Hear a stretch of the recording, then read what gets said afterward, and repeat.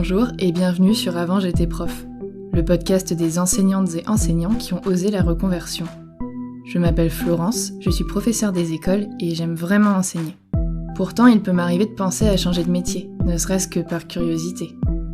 Mais comment quitter une profession où reconversion est synonyme d'exception ? C'est ce que j'ai décidé de partager avec vous en décryptant 2 fois par mois les parcours aboutis de professeurs reconvertis. Cette semaine, j'ai le plaisir d'accueillir Bruno, ex-professeur des écoles, aujourd'hui devenu photographe professionnel à son compte. Son parcours, c'est la preuve que ce métier peut nous faire tomber bien bas, mais qu'il est bel et bien possible de partir et de rebondir.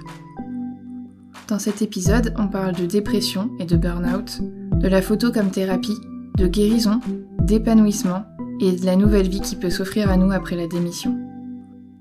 J'attire votre attention sur le fait que cet épisode comporte des éléments qui peuvent être particulièrement difficiles à entendre si vous vivez ou avez vécu des inspections ou visites éprouvantes dans votre carrière, voire même si vous n'êtes pas enseignant et que vous avez vécu des situations de harcèlement au travail. Si vous souhaitez accéder directement à la partie reconversion de l'épisode, vous pouvez vous référer aux notes du podcast et choisir selon les sujets abordés la minute à laquelle vous souhaitez démarrer l'épisode. Courage à celles et ceux qui souffrent et bonne écoute. Bonjour Bruno, bienvenue dans le podcast. Je vais te demander de te présenter dans un premier temps, s'il te plaît. Alors, moi, c'est Bruno Midi. Je suis un ancien professeur des écoles. J'ai démissionné l'année dernière pour m'engager sur une voie bien différente. Je suis devenu maintenant photographe de portraits à mon compte professionnel. Et je fais ça maintenant à plein temps depuis cette année Covid. Pour avoir un peu le cheminement de toutes les étapes qui t'ont mené jusqu'ici, est-ce que tu veux bien revenir sur ton parcours scolaire jusqu'au moment où tu es devenu professeur des écoles ? J'ai fait l'essentiel de mes études dans le 92, dans les Hauts-de-Seine. J'ai fait un bac ES et j'étais passionné d'anglais et j'ai voulu probablement devenir un professeur d'anglais, je ne sais pas trop. Du coup, j'ai enchaîné avec une licence d'anglais après mon bac ES et j'ai coupé assez court pour switcher en sciences de l'éducation, le MEF, master MEF, M1 à Nanterre, où j'ai passé le concours à Nanterre et puis j'ai été muté à Évry, pour la fac d'Évry, pour le M2. Et est-ce que la photo était déjà présente un peu dans ton parcours sur un côté plus loisir ou passion ou pas du tout à ce moment-là ? Pas du tout. La photo est complètement tombée par hasard dans ma vie. À un moment, je pense, où on va finir par y revenir. Et ça a été vraiment une découverte. Avant ça, je ne faisais vraiment pas du tout. Si on reste du coup sur la partie professorat des écoles dans un premier temps, qu'est-ce que tu as aimé dans ce métier, s'il y a des choses qui t'ont plu ? Je le voyais vraiment comme une vocation, hein, ce métier. C'était quelque chose de très enrichissant, de passionnant. Euh, Ce que j'ai aimé, ce qui me manque aussi, c'est ce rapport d'avoir avec les enfants, cette transmission, ce partage, ces échanges quotidiens, le fait de créer un groupe solidaire et attachant autour de moi, autour de valeurs assez simples. J'avais toujours des classes et des enfants qui étaient respectueux et qui étaient comme poussés par ce que je pouvais leur apporter. Et c'est ça, je pense, qui me motivait le plus tous les jours à travailler, tous les week-ends à bosser.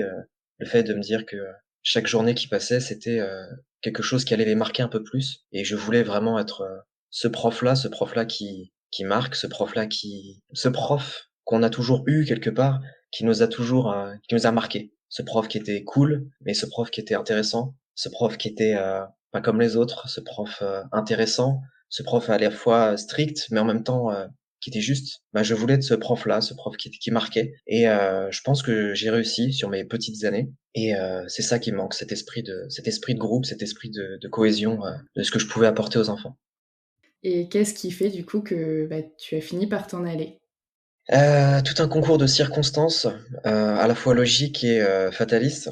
J'ai commencé en tant que stagiaire, comme je te l'ai dit, dans la zone d'Évry, dans les quartiers qui sont relativement chauds. Très vite, en tant que stagiaire, j'ai été soumis à des pressions incompréhensibles, injustes. On était suivis par des conseillères pédagogiques hein, qui nous tutoraient. C'est le principe d'avoir un tuteur universitaire et un tuteur terrain, comme il disait. La dame qui s'occupait de moi était pas réactive, absente, et très vite, ces venues dans ma classe, pardon, étaient surtout ponctuées de vous ne travaillez pas assez, vous ne vous investissez pas. Voilà, en gros, c'est vous travaillez pas. Et chaque visite qui passait était juste ponctuée de critiques et jamais constructives. Il faut imaginer que à ce moment-là, on est jeune enseignant, pas forcément méga bien dans sa peau, indécis, hésitant. Et on a assez peur de ce qu'on a en face de nous, des 25 gamins, on sait pas trop quoi en faire, parce qu'on nous jette aussi dans la fosse aux lions. C'est des remarques qui sont destructrices. C'est tellement dur de se construire après ça. Et donc cette conseillère pédagogique, elle est venue plusieurs fois, et à chaque fois c'était le même discours jusqu'à un point où elle a fini par m'interrompre en pleine classe sur une séance en histoire que je n'oublierai pas, sur la transition entre le langage oral et verbal et écrit dans l'Antiquité, que j'utilisais comme simple séance de transition pour switcher entre l'Antiquité et le Moyen Âge. Et ce jour-là, pour le coup, j'avais prévu plein de choses. Un écran, beaucoup d'interactions, des papiers, enfin j'avais vraiment plein de choses, j'avais mis tout ce qu'il fallait. Et il y a eu un petit moment de flottement, à un moment donné, ils avaient pas bien compris une consigne, je crois. Et elle a surgi au fond de la classe, elle s'est levée, m'a interrompu, elle m'a dit: «Bon, je vais reprendre la classe parce que là, le maître, il a pas travaillé». Donc là, bien sûr, j'ai tous les élèves qui m'ont regardé avec des grands yeux: «Mais pourquoi elle dit ça, la dame?» Du coup, j'étais un peu obligé de la fermer. Et résultat, elle a fini par faire la classe devant moi, en expliquant mieux, selon elle, les concepts que j'ai essayé d'apporter à la classe. C'est horrible. C'est horrible, on est d'accord. Tout ça pour me rendre compte même plusieurs semaines après qu'en fait ce qu'elle avait dit c'était en grande partie faux. Ce qui est ça un peu le comble de l'histoire. Mais ouais, je me souviens que sur ma première année de stagiaire, ça a été plusieurs événements comme ça qui ont été très compliqués. Et j'en ai fini mal, hein. Forcément, j'ai même pensé déjà arrêter cette année-là. J'ai même pensé être en dépression à ce moment-là, parce que j'ai eu des moments où j'étais vraiment pas bien. Et ce qui est compréhensible avec le recul. Et j'ai été obligé de passer en commission de renouvellement, non, je sais plus ce que Ouais, c'est. c'est ça pour refaire une année de stage, non? Voilà, ils m'ont expliqué que j'avais soit j'étais renouvelé en tant que stagiaire parce que je ne travaillais pas, soit j'étais viré. Et du coup, on a convoqué une inspectrice de bassin qui est venue dans ma classe et pour vérifier que j'étais pas violent pour les élèves, que j'étais pas dangereux, pardon. Et du coup, elle a constaté que bah oui, dans ma classe, bah peut-être qu'il y avait des failles, peut-être que c'était pas parfait, ce que je Pour conçois un stagiaire, c'est normal. évidemment. Et que du coup, ben oui, on allait aller vers renouvellement quoi.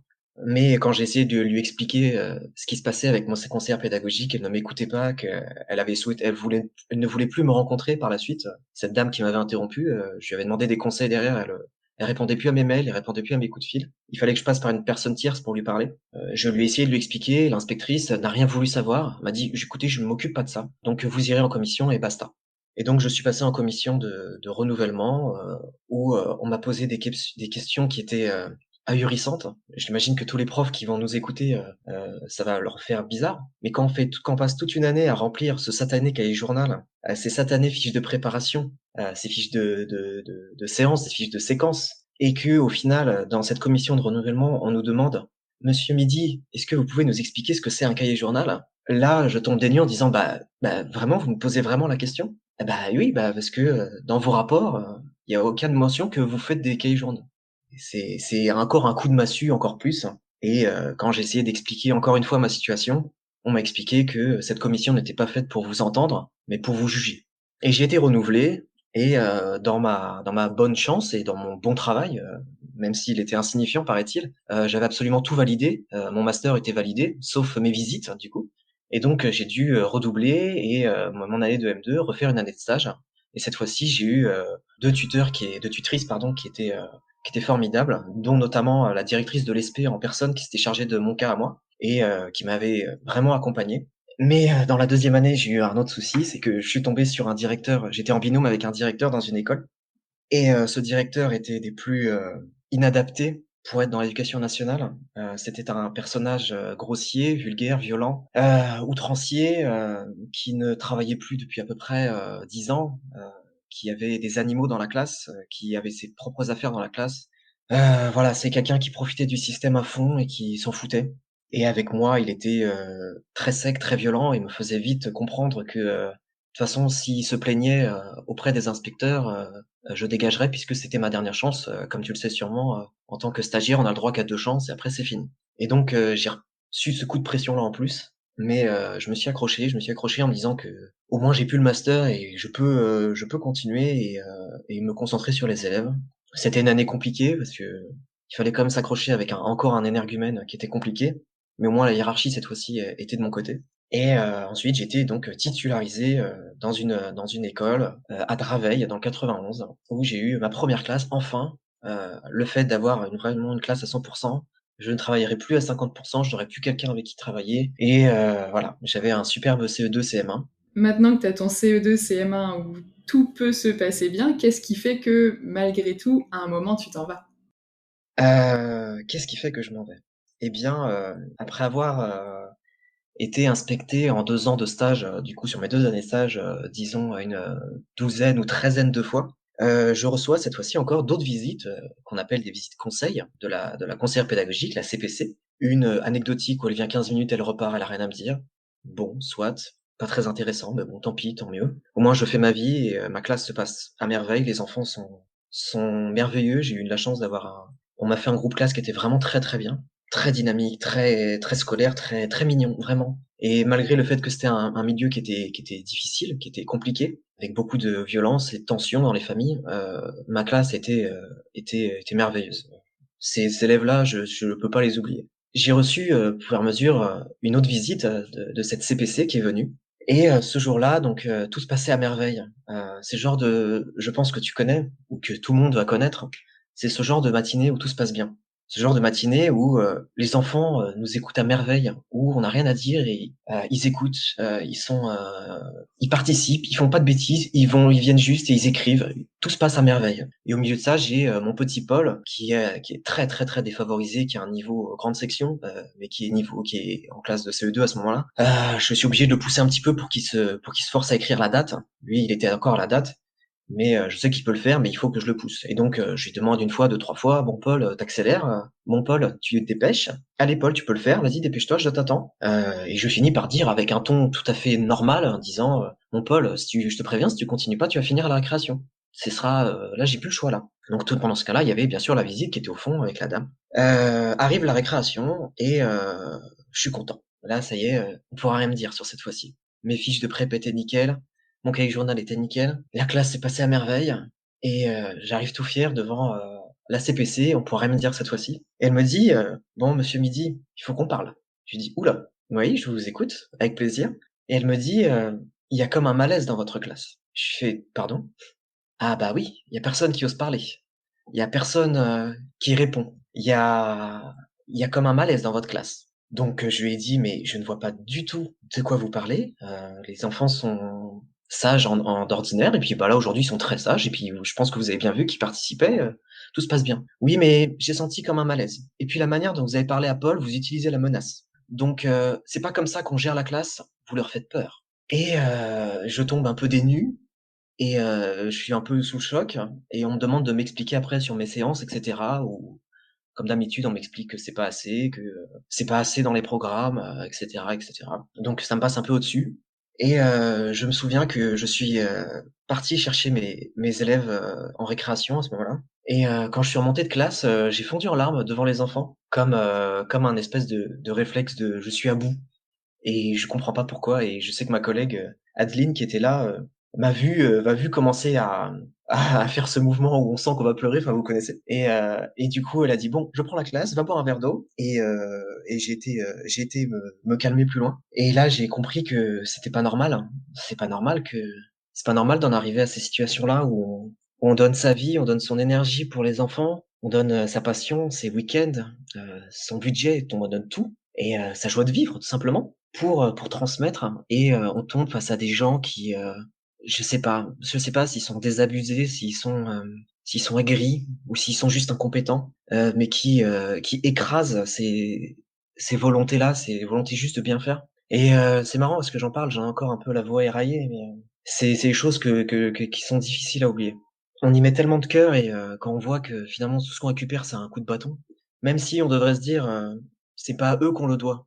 C'est pas à eux qu'on doit le fait de dire: «Ma séance elle est réussie ou pas», c'est le retour des enfants, c'est le retour des parents à la rigueur. La hiérarchie elle devrait pas nous défoncer comme ça et cette histoire se termine, enfin. L'année continue. La conseillère pédagogique, refuse de revenir me voir J'ai essayé de faire mea culpa et amende honorable en disant: «Bon, bah, écoutez, j'ai bien entendu vos remarques, je vous propose de revenir». Et finalement, elle a décalé, puis décalé, puis décalé, puis elle est jamais venue. Même à un moment donné où elle était dans l'établissement, je lui ai demandé si on pouvait se voir, elle a pas voulu me voir. Les mois passent et les semaines passent et puis, j'ai l'inspectrice qui est dans l'établissement. Elle a une, réputation d'être très dure, très sèche, très hautaine. Voilà, c'était cette image-là. C'est: «Je suis inspectrice, je ne vous serre pas la main». Cette inspectrice est dans l'établissement pour, inspecter une collègue et puis au moment de remonter en classe à 13h30, le directeur vient me voir, «Bon, Bruno, il y a l'inspectrice qui veut te voir dans mon bureau». OK. J'ai la sensation de me faire convoquer comme un enfant et elle me demande de m'asseoir. Elle me demande de signer les rapports de visite, en prétextant que je les ai jamais signés, mais en même temps je les ai jamais eus parce qu'elle m'a jamais rien envoyé l'autre. Je lui demande la date, elle me répond pas en me disant: «Bah, vous avez pas écrit la date ce matin au tableau?» Moi, c'est un petit coup de pression gratuit et puis, une fois que j'ai signé, elle me dit: «Écoutez, voilà ce qui va se passer maintenant. Il est hors de question que dans ma circonscription, une classe soit menée à la terreur. La CPC va revenir, elle va prendre rendez-vous avec vous et moi, inspectrice, je vais venir dans votre classe. Sauf que je ne vous dis pas quand. Préparez-vous. Ça peut être tous les matins». Et à ce moment-là, on était au mois de février. C'est horrible de faire ça. Voilà l'ambiance que c'est. Et à ce moment-là, je dis: «Bah, écoutez, tout ce qui est dans les rapports, je ne suis pas d'accord avec». Et là, elle me répond comme on m'a répondu, l'année d'avant et l'année d'avant: «Écoutez, je ne suis pas là pour ça. Moi, je suis là que pour constater». Et encore une fois, bah, on n'était pas là pour m'écouter, pour, essayer de me comprendre. C'était, vous la fermez et puis c'est nous qui savons. Même réflexe, hein, je retourne en classe et ma copine, Adeline, est dans le couloir et elle me revoit encore en mode, tout fébrile. Elle reprend ma classe, elle sait que ça va pas et je remonte et je finis la journée comme je peux et je pense que je rentre et je dors, pendant une journée entière. Tellement ça m'a ça voilà, ça tue, quoi. L'année finit et la CPC ne m'a jamais recontacté.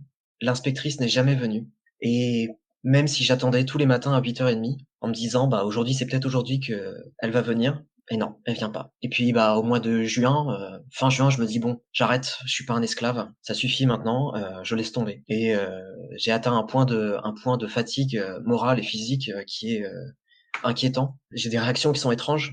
J'ai des crises de colère, des crises d'énervement, d'angoisse et à la quasiment toute fin de l'année, je suis à 2 doigts de frapper un enfant que j'ai fait tomber. J'ai voulu l'écarter dans une bagarre et je l'ai écarté et je pense que sous l'impatience et la colère, je l'ai poussé un peu trop fort et il est tombé dans le couloir, enfin voilà, quoi. Et de honte, il s'est relevé, il a chargé son poing pour me frapper et j'ai eu un réflexe, étrange, ça a été de me mettre en opposition avec lui et finalement, comme me défendre, je l'ai, presque menacé en fait en je lui ai mis un coup de pression. Clairement, je l'ai intimidé, et je lui ai vraiment mal parlé et ça a été la fin pour moi. Après je crois que j'ai été pas mal absent les derniers jours et jusqu'à la fin et donc voilà. L'année d'après, je changeais de lieu. Encore une fois, j'étais pas dans un poste fixe. Encore une fois, j'étais pas accepté dans toutes les écoles que je voulais et on m'a envoyé très loin de chez moi. Un 50%, un 33% et un 17%. Un 17%, faut savoir que ça correspond à un jeudi matin. Autant dire que dans la case, vous servez à rien, c'est là. Et l'année a très vite commencé que, j'ai su que j'allais encore être visité et là, à ce moment-là, j'ai craqué. Je suis rentré dans une phase, descendante entre, burn-out et dépression, je sais pas trop ce qui a commencé en premier et j'ai su qu'à ce moment-là, je pouvais plus remettre les pieds dans une école et que c'était devenu trop dur, que la hiérarchie m'avait trop abîmé, m'avait trop fait de mal et que j'étais triste pour les enfants de devoir partir parce que je savais ce que je pouvais leur apporter, mais que, c'était devenu, trop inhumain, trop dur, trop inacceptable et je refusais de rentrer encore dans ce jeu de refaire des fiches de prep, refaire des cahiers journal. Heu, c'était devenu complètement absurde et complètement déconnecté de la réalité et tout ça pour se reprendre encore des bâtons, des coups de bâton. Il y a plus de plaisir et plus de reconnaissance, plus rien et c'est à ce moment-là que j'ai arrêté de retourner mettre les pieds dans une école. C'était en fin octobre 2018. Je n'ai plus remis les pieds dans une école à ce moment-là. Je trouve l'histoire, hyper, touchante à la fois parce que même si moi je l'ai pas vécu, j'ai eu la chance d'avoir, des CPC soit superbes, soit qui ont brillé par leur absence, donc je n'ai rien à leur reprocher. Mais, par contre, j'ai des amis proches à qui c'est arrivé, ces fameux problèmes, de CPC qui viennent et qui, sur une année de travail, viennent un quart d'heure et te détruisent, professionnellement et personnellement et qui essayent en fait, bah, de te mettre en l'air pour que tu reviennes pas et je pense qu'elles se rendent pas compte d'à quel point elles blessent les gens. Non, ils s'en rendent pas compte. Ce qui est, un peu frappant, c'est que, pendant cette année-là, mon année de stage, ma première année, la conseillère pédagogique qui s'occupait de moi, elle s'occupait de 5 personnes. Sur ces 5 personnes, il y en a 3 qui ont été renouvelées. Moi, il y a ce qui me choque le plus, c'est à partir du moment où la première personne, pense que tu ne travailles pas, tu es incompétent, tu ne prends pas soin des élèves, voire tu es violent, elle se dit pas, «Tiens, bah, je vais venir, dans sa classe pendant une semaine, travailler avec lui, l'aider à mettre quelque chose en place, lui prêter des séances le temps qu'il se fasse une place dans sa classe». Enfin, Non. c'est que de la menace, de la pression, ça revient une fois pendant 1 heure et demie et ça repart pendant 3 mois. Enfin, ça n'aide personne, en fait, de faire ça, quoi. Donc il y a pas de volonté de leur part Oui, non oui, c'est plus, absolument pas révélateur, c'est ça. oui, de rester un quart d'heure, c'est tellement pas révélateur de l'ambiance d'une classe. On peut être une mauvaise journée, ça peut être quelqu'un un jour on est fatigué, ça peut être une séance qui foire. J'ai demandé des séances de remédiation, j'ai demandé à ce qu'on m'accompagne, j'ai demandé. J'ai fait amende honorable comme je t'ai dit, et pour dire: «J'ai entendu ce que vous m'avez dit, je vais faire comme vous voulez, il y a pas de problème. Maintenant accompagnez-moi. J'ai besoin de vous. Vous êtes mes tuteurs, j'ai besoin de vous, aidez-moi». Tout ce qu'on a été à me répondre, c'était: «On n'a pas le temps» ou «On n'est pas là» ou «On répond pas». Ce système de formation des jeunes enseignants, ça a été, pour moi, ça a été, 2 années de pression, quoi, et ça a fini par s'accumuler comme je t'ai dit, et voilà, quoi. Au niveau de la partie administrative justement, au moment où tu pouvais plus remettre les pieds en classe, tu as décidé que c'était terminé, ça s'est passé comment? Est-ce que tu as démissionné d'un coup? Est-ce que tu as essayé différents recours? J'ai demandé à être arrêté. On m'a déjà arrêté une semaine, ce qui pour moi était, beaucoup trop peu, et il a fallu que je pousse, jusqu'à demander un arrêt longue maladie, qui du coup, 8 mois au final, de octobre à fin août, quoi, et je me suis dit que j'allais essayer de savoir, si jamais j'allais mieux, est-ce que j'étais capable de revenir? Il s'est passé une longue période, en me demandant ce que j'allais faire de ma vie. Quand ça irait mieux? Est-ce que je retournerais à l'école? Est-ce que je ferais complètement autre chose? Donc je faisais le maximum et j'attendais de voir si j'allais mieux. Et puis quand je commençais à me sentir un peu mieux, quand je suis tombé sur la photo, j'ai fait le mouvement, comme tous les ans, et je me suis dit: «Bon, je vais essayer d'être optimiste. Si jamais je tombe, sur une classe à 100, ce sera à nouveau ma classe, et je pourrais reconstruire quelque chose et refaire ma bulle, refaire mon truc, et retrouver plaisir à pas avoir la pression». Bien sûr, tous mes vœux, ont été refusés, tous, absolument tous, et on m'a mis, ZIL à 100 à 50 kilomètres de chez moi. Donc je leur ai dit: «Bye bye», et là c'était la goutte de trop en disant: «Bon, là c'est bon, c'est fini, quoi».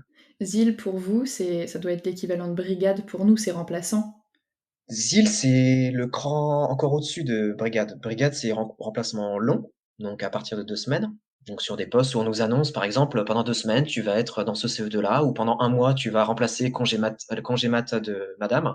ZIL, c'est on a une école de rattachement. Donc tous les matins, on va dans cette école de rattachement, et à 8h30, on nous appelle pour dire: «Bon, il y a un absent là-bas». Je conçois qu'il y en a qui aiment faire ça, moi pas du tout, et c'est justement dans les trucs que je ne voulais absolument pas, et eux, ils m'ont mis ça à 100, donc pour moi, ça a été trop, et donc du coup, j'ai présenté ma démission qui a été effective, à la fin de mon congé, longue durée, le 1er septembre 2019, il y a un peu plus d'1 an maintenant. D'accord, et donc à ce moment-là, tu avais découvert, tu disais la photo, mais tu avais peut-être pas encore envisagé d'en faire un métier?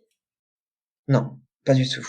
Je suis tombé, complètement par hasard sur la photo, j'en faisais pas du tout, et j'ai pensé à un peu, garder un peu cet esprit humaniste dans la photo, et j'ai commencé à construire un projet autour de ça, et c'est quelque chose qui m'a complètement sorti du noir, et qui m'a permis complètement de me reconstruire, de faire que j'allais mieux, d'aller à la rencontre des gens, d'écrire sur eux. Mon principe de la photo, c'est de faire des photos, et d'écrire sur les modèles que je prends en photo, et ça m'a, complètement, changé, bouleversé, et puis au fur et à mesure du temps, et j'avais beaucoup de temps, du coup, j'étais en arrêt. J'ai pu faire énormément de photos, faire énormément de rencontres, complètement folles, et qui m'ont complètement, changé et transformé, et pour le mieux, et les gens ont commencé à aimer mes photos, à me demander des projets, et à me passer des commandes, et aujourd'hui, bah, du coup, je suis passé professionnel depuis cette année. Enfin depuis, du coup, 2000 début 2020. D'accord. Ah, c'est presque, alors je vais pas dire un hasard puisque c'est ton travail et ton initiative qui t'a mené là, mais disons que c'était pas au programme, quoi. Ah non, pas du tout. C'est plein de belles rencontres qui ont fait que ça a pu se mettre en place, quoi. Tout à fait. C'est une belle histoire, je trouve. Et tu fait est-ce que tu as fait une formation particulière ou est-ce que tu t'es fait ta propre formation, à force de faire des photos justement?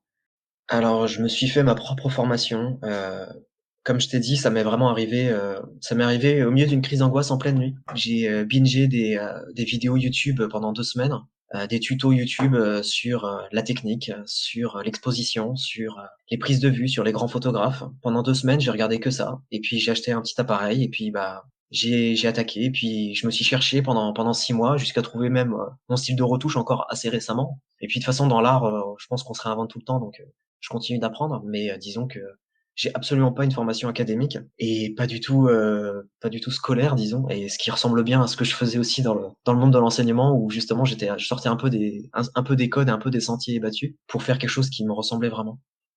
Cette, auto-formation, ça t'a demandé quand même alors un coût, je pense notamment au niveau de, bah, peut-être du matériel et un investissement aussi, on va dire en termes de temps. Est-ce que ça t'a pris du temps avant de vraiment te lancer en professionnel, d'avoir cette confiance et tes premiers clients?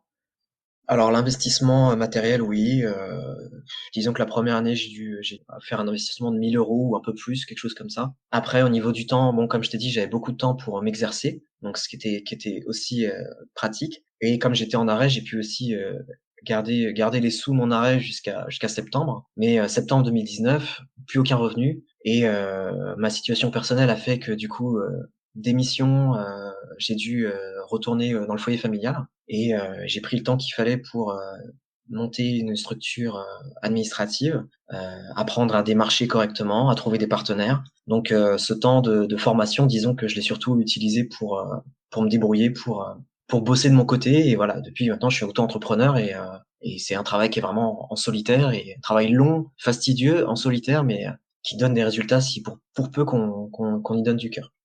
C'était une volonté pour toi de faire de la photo en tant qu'indépendant et pas d'être, peut-être employé?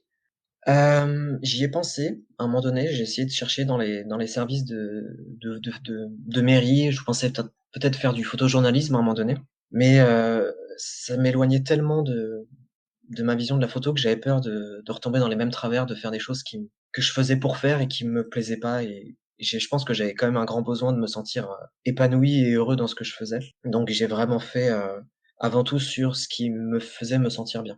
Donc j'ai continué à faire en sorte d'avoir mes clients à moi, des gens qui viennent me voir, d'être très visible sur les réseaux pour, avoir une communauté qui soit efficace et voilà. Que ce soit pour la photo ou pour le fait d'être en indépendant, qu'est-ce que tu dirais qui serait positif et négatif dans ton métier actuel? Ah, être positif? Positif, c'est le fait d'être libre. Je n'ai pas de patron, je décide de mes heures de travail, je travaille au gré de mon inspiration, comme, j'en discutais, hier avec, ma copine photographe également. Ce qui incombe, finalement pour nous, c'est qu'on soit, toujours dans les bonnes conditions pour être créatif. On s'autorise à être feignant s'il faut être feignant, on s'autorise à essayer des choses, mais l'important c'est de toujours créer et pour pouvoir partager toujours plus et mais des fois on va bosser comme des fous pendant des semaines et jusqu'à des heures pas possibles, mais on le fait avec passion. Le but c'est de garder la passion. Après pour l'aspect négatif, oh il y a un côté rébarbatif et assez superficiel de travail sur les réseaux qui peut prendre la tête très sévèrement parce que donc du coup l'essentiel de mes clients je le trouve sur les réseaux, sur Instagram, hein, parce que Facebook est mort. Instagram oblige à avoir une tactique un peu influenceur, disons, et donc du coup ça force un peu à se dénaturer et des fois en faire un peu des caisses, mais en même temps j'essaie beaucoup de garder beaucoup de naturel, beaucoup d'humain,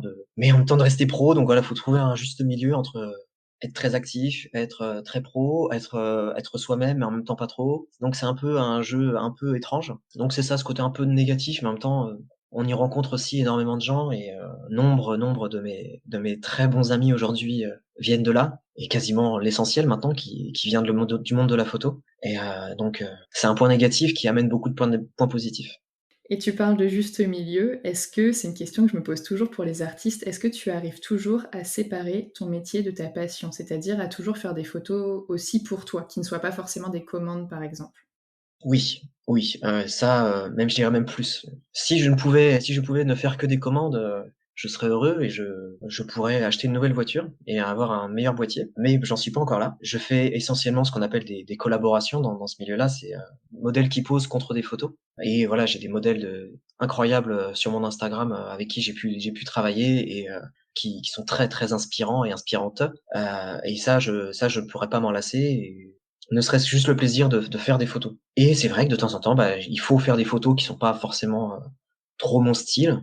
Disons que j'essaie d'y garder du plaisir en y faisant mes prises de vue, en faisant mon style de retouche. Et puis, bah, de toute façon, après le moment où il y a la rencontre de la personne, j'essaie quand même de faire en sorte qu'il y ait une rencontre qui soit agréable et d'avoir une histoire derrière la photo qui me plaise.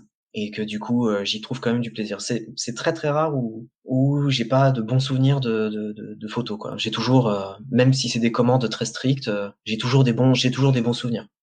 On va parler chiffres et côté pratique. Mhm. Tu es un prof qui ne travaillait pas, il paraît, mais je suis sûre que c'est Évidemment. pas vrai. En termes de quantité de travail, par rapport à la quantité de travail que tu avais, à la charge de travail que tu avais quand tu étais prof, est-ce que tu travailles plus aujourd'hui et est-ce que tu as la sensation de travailler plus aujourd'hui? Parce que des fois, on travaille plus, mais on n'en a pas l'impression parce que c'est un plaisir, justement. C'est une question qui est difficile. Disons que là, c'est difficile parce que même quand j'étais prof, je pouvais y passer des week-ends et pas le voir comme du travail.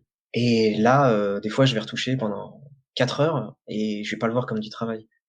Disons que sur la charge de travail réelle, je pense que je travaille moins, mais c'est dur comme question. T'es pas sympa là. Désolée.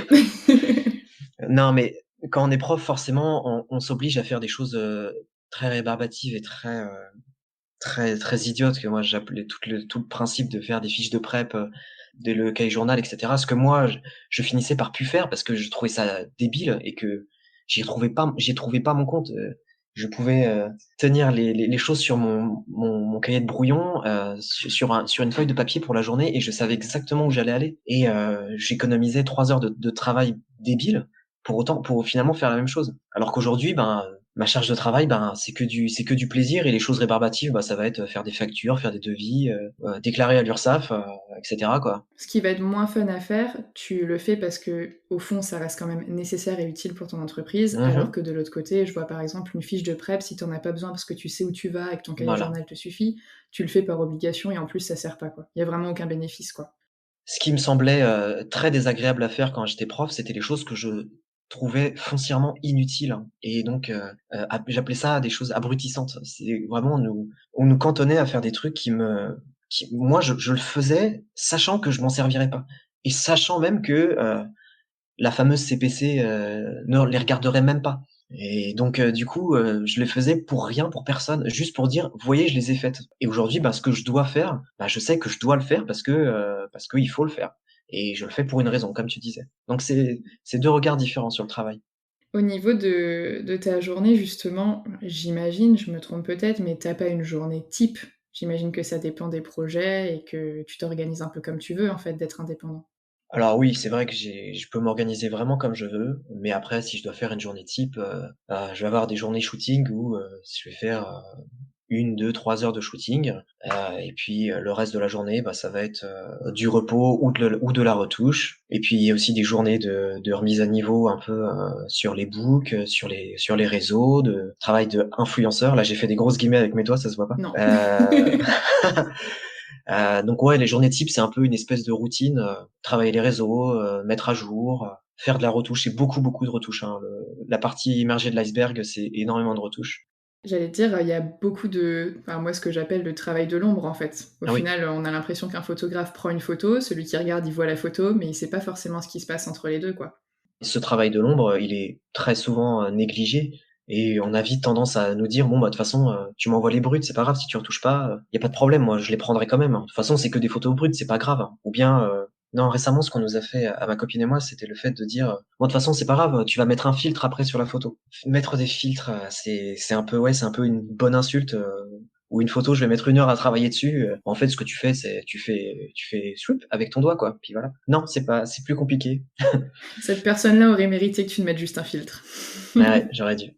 Toujours, dans les sujets pratiques, on va parler de sujet préféré et à la fois, tant haï par les Français, le salaire. Est-ce que tu te souviens combien est-ce que tu gagnais quand tu as quitté l'enseignement? J'ai commencé autour, donc quand j'étais stagiaire, j'ai commencé à 1 430 €, quelque chose comme ça. Donc j'étais stagiaire pendant 2 ans, donc c'était ce que j'ai touché pendant 2 ans. Et puis quand j'étais titularisé, j'ai eu la prime de titularisation à un moment donné qui était de l'ordre de 2 000 €. Et sur la fin, je touchais quelque chose comme 1 600, un peu moins de 1 700 €, je crois. Voilà, et j'étais échelon 3, je crois. Et là, en tant que photographe indépendant, donc j'imagine, enfin, du coup, j'ai interviewé quelques personnes qui sont en indep aussi, et il n'y a pas de salaire fixe par mois comme on peut avoir forcément dans l'éducation nationale. Mais est-ce que lycée sur une année, sachant qu'en plus cette année il y a eu le Covid, donc je vais pas te faciliter la tâche, mais est-ce que lycée sur une année, tu as une idée globale de combien est-ce que tu gagnes? Alors comme tu dis, cette année déjà, c'était très compliqué. Et avant même que je me lance, je commençais à bien fonctionner avant que je n'étais pas professionnel officiellement, que je travaillais au black, mais attention, tu le dis à personne. Je commençais à toucher un petit peu d'argent, et donc c'est à ce moment-là que je suis passé pro. Je me suis dit: «Bah, c'est cool, ça va pouvoir bien marcher», et puis bam, année Covid, donc arrêt des commandes, brutal. Si je dois lisser sur une année, pour l'instant, là, je pense que, ça doit être de l'ordre ouais, sur la fin d'année 2020, j'ai dû faire, entre 700 et 1 000 € par mois à tout casser, quoi. Et au niveau, des vacances, est-ce que tu peux, t'organiser comme tu veux à ce sujet-là, prendre les vacances que tu veux ou pas?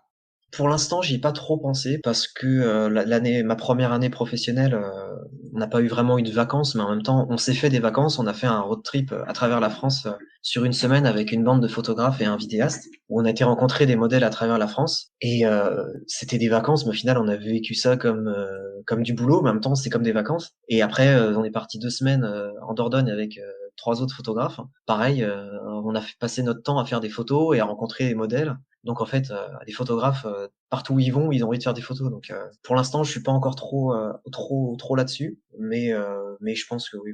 Le fait qu'on puisse s'organiser comme on veut déjà au niveau de nos journées, ça fait que je ressens pas tellement l'effet de la fatigue. Si je sens que j'ai besoin de me poser, bah j'assume pleinement me dire: «Bah, aujourd'hui je bosse pas, et aujourd'hui, je geek, aujourd'hui je joue, aujourd'hui, je fais rien, je regarde Netflix, et puis, bah, j'ai le droit, de toute façon je fais ce que je veux, et puis, bah, j'en ai besoin, et si j'en ai besoin, ça va me faire me sentir bien, et du coup je serai créatif, et tant mieux». Mais tu vois, je pourrais faire un parallèle avec le métier de prof, hein. J'avais plein d'idées, des supers idées de projets, de sorties, de création, de séances même, à partir du moment où j'étais, très concentré, très très bien dans ma peau, très très reposé, quoi. Je fais peut-être une grosse métaphore. On peut y voir une espèce de rapprochement entre le métier d'artiste et le métier de prof, dans le sens où on a aussi besoin d'être créatif. On a aussi besoin de se réinventer. On a aussi besoin d'être bien dans sa tête. Je garde un peu cette idée d'être bien pour avoir des idées, et je me sens prof quand je fais ça. Des fois, le côté photographe et le côté prof, il est pas très, très éloigné. Tu parlais, tout à l'heure du fait d'avoir pu justement revenir chez tes parents pendant ta période de transition. Est-ce que tes proches, que ce soit tes parents, tes amis, ont compris ce choix de démission et de reconversion? J'imagine que tu vois l'image que le fonctionnaire avec un grand F peut avoir, l'idée d'être, un peu planqué, d'avoir les vacances. Mes amis, leur réaction, c'était de dire: «Mais pourquoi tu te plains? Toi, tu as les vacances, toi, tu as un CDI, tu es sécurisé, tu peux même pas te faire virer. Alors que nous, dans le monde privé, déjà, on a 3 jours de carence, donc je sais même pas pourquoi tu te plains, dans le privé, c'est pire. Donc arrête de te plaindre». Moi, c'était ce discours-là que j'ai eu, et auprès de ma famille, c'était surtout, «Tu sûr? Tu quand même fait des études pour ça, ce serait bête de tout gâcher», et puis, on a eu le traditionnel, hein. Être photographe, c'est pas un vrai métier, et ouais, ça a été surtout, une approche un peu sceptique, un peu inquiète.